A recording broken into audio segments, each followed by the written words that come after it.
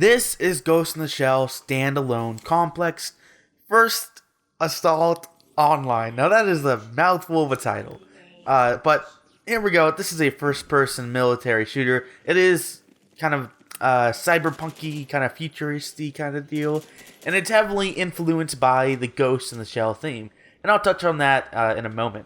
But for starters, like I said, it's a first-person shooter. It's all pretty much what you've seen already. They don't go crazy with any kind of new mechanics or, well, I mean, for the most part. But, you know, you move, you shoot, you throw grenades, you can knife and stuff like that. And, you know, you get those awesome looking headshots. I love the feel of, like, the shooting. I love the sound of it. I love how, like, every gun has, like, a really nice level of recoil. Like, see, as you can see there, I have a submachine gun, I think, right now. And I cannot fire across, like, you know, a hallway like that. But in these corridors, I'm actually quite good at it. Like, you see right here, even though I missed, like, half of my magazine or whatever, I still managed to pick up a kill and pick up another kill, get that triple, man. And it feels so good to get those headshots and all those kills. It's incredibly satisfying. Like, I played some CSGO, but it never really, you know, dug its hooks into me. So I never was really a fan of those games or clones of those games. But this, like, if you start at the block one, that is first person shooters, right? It kind of branches off into, you have Overwatch, which is like a arcadey kind of MOBA kind of influence, and that's all, you know, kind of goofy, cartoony. And then you go down the middle, and you have your CS:GO. Very, I don't want to say simple, but it's not. It's like a well, right? That's like an ocean's. Like, it's like an ocean of deepness, right? But, you know, you can kind of see what's going on. It's a well, or that's a terrible metaphor.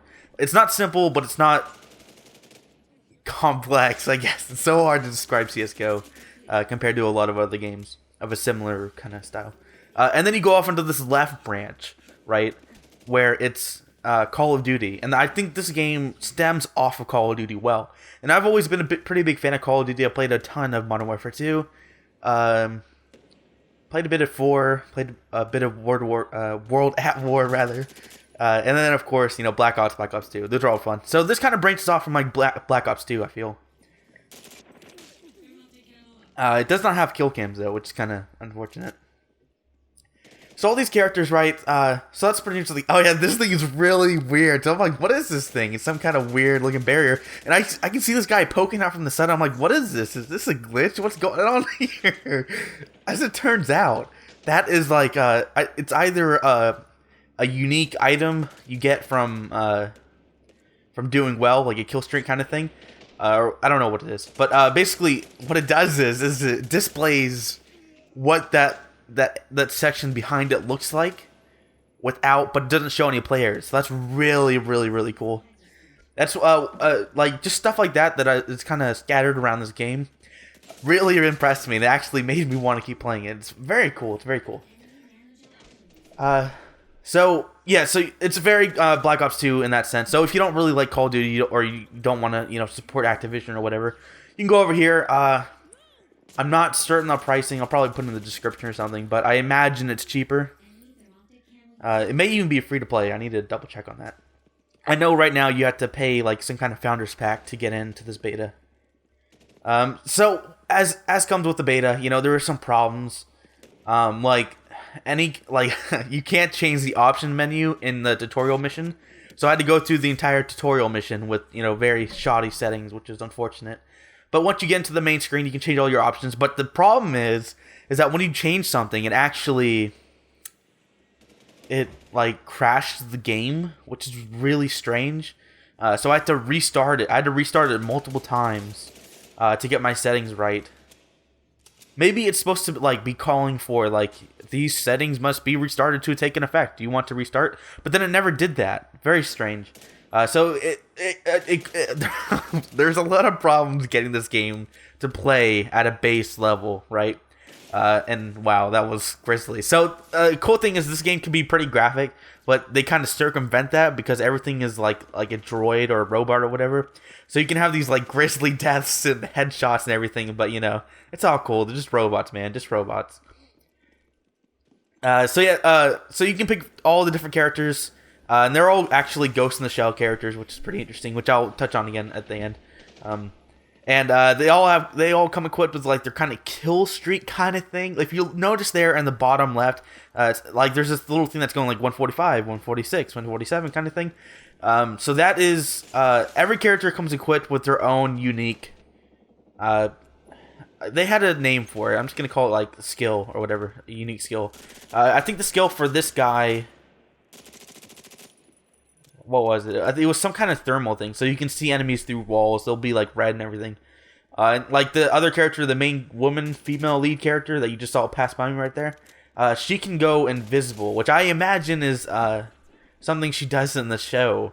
So that's really cool. So it looks like all the characters have their own the skills that represent them, and it takes a little while to save up.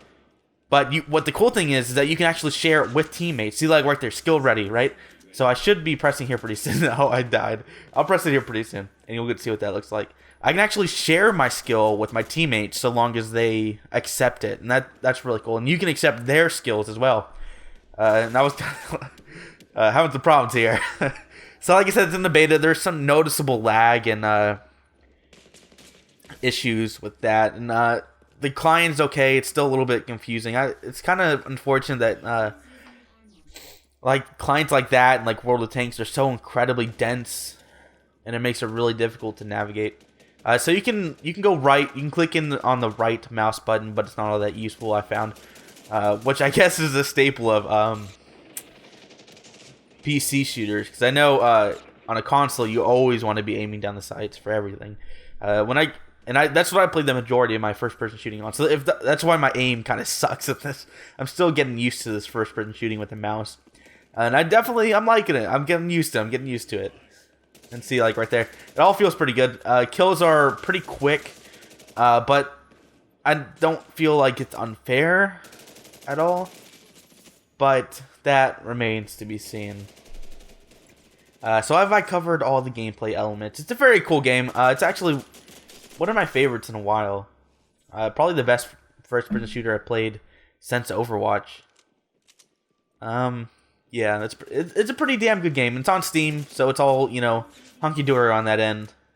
This match is coming to an end pretty soon. The matches are pretty long, which is nice. I hate like going into like a Call of Duty game like on my console or whatever. And like the matches are like 5 minutes long and you barely do anything. You get maybe 10 kills if you do really well. In this game, matches are much longer. Even though the maps are about the same size, they still last a pretty long time. The scores are up there. It takes a bit more than I think most games require.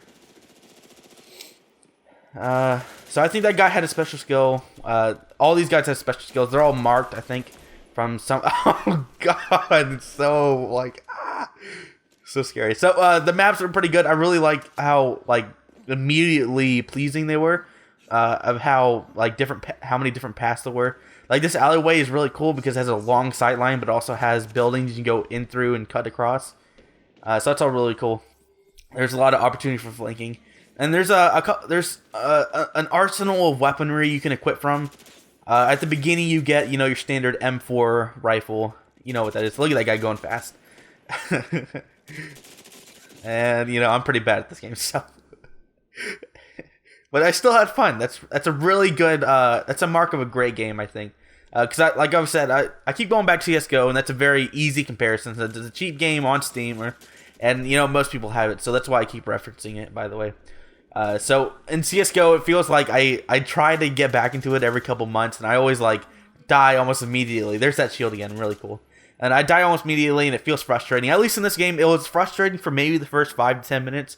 But then it quickly became like a very cool experience, a very engaging experience. I can actually feel like I was doing stuff even though I still had a negative KDA.